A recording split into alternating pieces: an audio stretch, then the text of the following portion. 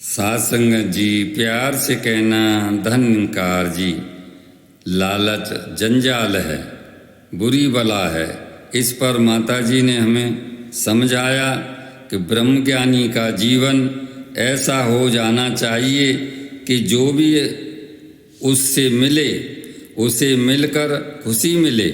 अगर हम किसी को मिलते हैं और अपने अपशब्द या कड़वी बातें बोलते हैं तो व्यक्ति ज़्यादा देर तक हमारे करीब नहीं होता, लेकिन अगर हम मीठा बोलेंगे तो व्यक्ति शायद यही कहेगा कि आपसे मिलकर आनंद आया और अब मेरा पूरा दिन अच्छा निकलेगा। जैसे अलग अलग दिखने वाले फूल जब एक गुलदस्ते में साथ होते हैं तो बहुत ही सुंदर लगते हैं, ऐसे ही अलग अलग प्रांत और देश के लोग, चाहे वो महाराष्ट्र के हों, पंजाब के हों या राजस्थान के या फिर जर्मन या अफ्रीकन हों, सब में एक ही परमात्मा की अंश आत्मा है। जब हम सब में परमात्मा का रूप देखेंगे तो सब सुंदर नजर आएंगे, फिर किसी से नफरत नहीं होगी। हम सब परमात्मा के एक ही गुलदस्ते के अलग अलग फूल हैं। अगर इंसान अपने आसपास संकीर्ण सोच की ऊंची दीवार बना ले तो उसके पार नहीं देख पाएगा। केवल ब्रह्म ज्ञान रूपी हथौड़े से ही उस दीवार को गिराकर संकीर्णता खत्म हो सकती है और विशालता जीवन में आ सकती है। कबीरदास जी ने भी अपने एक दोहे में यही बताया कि पेड़ में आग लगने पर अगर पक्षी कहे कि मैं अपना बचाव कैसे करूं, तो यह विचित्र लगता है। उसे तो अपने पंखों का प्रयोग करके आग से मुक्ति पा सकती हैं।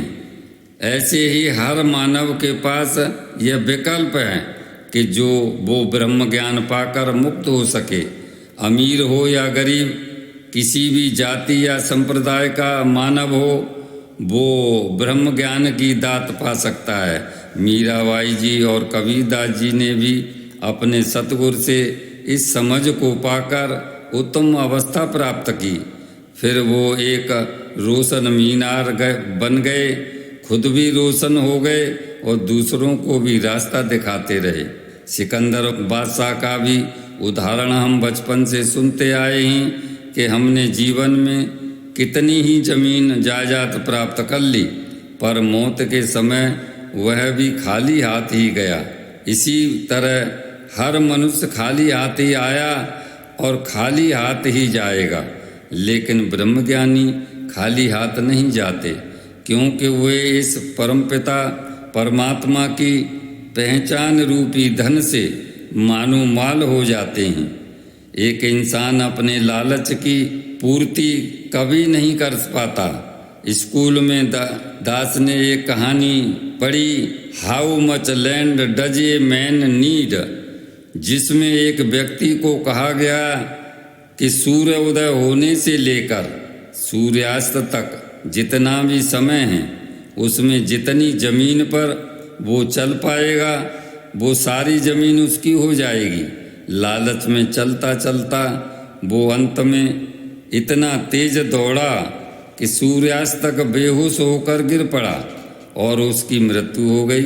जमीन के जिस टुकड़े पर वो गिरा वही उसे दफना दिया गया।